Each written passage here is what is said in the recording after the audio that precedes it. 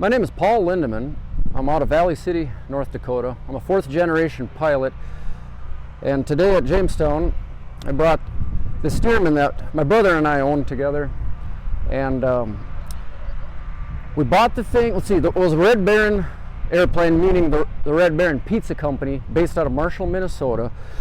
They ran for a long time. This airplane was along the whole run of their program. They started out with a couple of them, kind of like I'm doing here, just bringing them to air shows, promoting the pizza company when it was small, and they started pulling some banners with them, getting out there a little bit more. And eventually, I don't know the exact year, but they put together a formation aerobatic team, and it was almost always four of them. Sometimes they were doing solo performances or a couple of them, but it's usually four.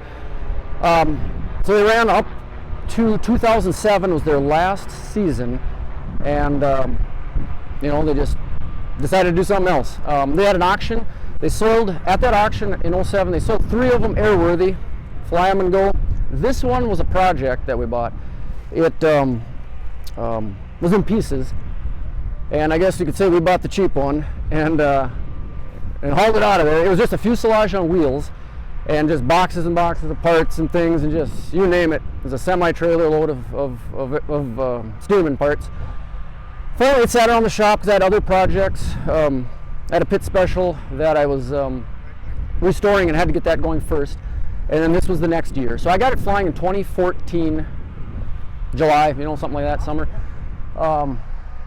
And I put it back the exact same way that those guys had it. The logo on the side, which is that great big Red Baron logo you can see, that's the way the airplanes, all of them, looked in the earlier days and kind of through the 80s into the 90s. Then they changed the logo.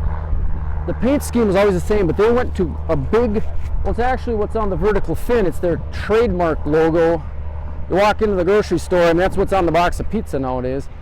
But I like the old look of the big lettering, so I just decided to do it that way. It's the only one. I mean, all the other ones are out there flying. They're on their second, third owners and stuff, but this is the only one that kind of looks like the older version of it. The logo of the airplane, when I restored it, this is the way the Red Baron airplanes looked, I should say, in the earlier days of the 1980s into the 90s, but they changed the logo. So right there in the center of the fuselage, it actually had that logo. Just because of other reasons, I ended up putting that one back on it. I think there was one or maybe 2 of the original airplanes that were able to keep that logo. So that's another reason but I just kind of like the big lettering, and it's just the way it went, I guess. But the airplane, as far as it rolled off the assembly line, like December 8th, the day before Pearl Harbor, which is the 7th. So that's kind of interesting. 1941.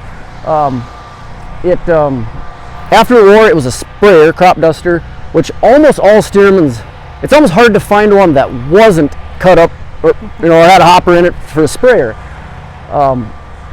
So then a lot of them, there's back then this was a great airplane for spraying.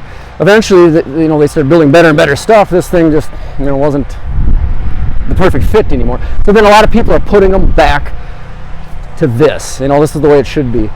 And then the Red Baron Squadron got a hold of it in '79 and then started doing their thing with it. But a lot of history as far as this airplane. It's been around long. It's got a lot of time, total time, which doesn't mean anything. The Red Baron guys, they had a great maintenance program. But yeah, this airframe is pushing 17,000 hours. Not the wings are wood, and they're not that old, but the actual airframe, it's amazing. This airplane's been rebuilt over and over and over all those years when the Red Baron Squadron owned it. And then I restored it this last time in 2014, and it's a beautiful airplane. It's just fun to fly. And we also, my brother and I do air shows. So that was the main reason we got the thing going. Got a little more fire under us to get the thing going, because we were flying pit specials. Well, this thing is the perfect air show airplane. They're bigger, they display better in the air. It's just the smoke, the noise. I stuck with the pits, and then my brother he would fly the Stearman then at air shows. And ever since we got it going, we've been doing just kind of in our local tri-state area here. We've been doing some air shows. Our main thing in the summer is all year round. I'm aircraft mechanic. I run a maintenance shop, and then in the summer, my brother and I are aerial applicators. So we keep busy with all that stuff and have some fun flying the Stearman and doing aerobatics. And so how often do people come up to you at air shows and say, "Oh, I remember seeing these in person"? All the time. All the time. It's amazing because these guys, they went from coast to coast. I mean, these airplanes were everywhere when they ran their program. Everywhere. I mean, it's crazy. And they were flown everywhere. And a Stearman, if you've ever flown on, they're open cockpit, obviously, but they're fatiguing. It's you fly one for a few hours. I mean, you're just kind of beat up. It's just the way it is. But they're a little faster moving than the original Stearman. This airplane has twice the horsepower that it originally was designed with. It's got a Pratt & Whitney 985, 450 horsepower, and they do that. A lot of Stearmans are set up that way for a lot of reasons, but a lot for aerobatics. The airplane is big. I mean, as far as an aerobatic airplane, it's big. A lot of drag on a biplane, and you need that power. It'll do all the basic maneuvers beautifully. The airplane is, it's got an inverted fuel and oil system in it, which, does what it does, but it's got, the coolest thing is the 4 ailerons. A Stearman normally only has bottom ailerons. So this thing, with the 4, it just handles better. I've flown other 450s, with the original wings, and they're just harder to handle as far as stick forces and pressures. It takes a little muscle to fly one. So the 4 aileron is beautiful. A lot of guys do them up that way. There's a lot of experimental 450s.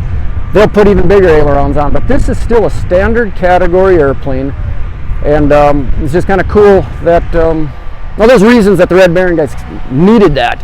They did for what they're doing. They gave a lot of rides in these airplanes over the years. I mean, a tremendous amount of rides and I don't know all. It's just what I've picked up over the years and what I've learned from some of the guys that the Red Baron guys I've talked to, and I don't know it all, but I just try to. If people ask questions, I've got a few answers, But yeah, it's just a treat to be able to buy the airplane and fly it and maintain it now, and it'd probably stay in the family for a long time, and yeah, it's been awesome,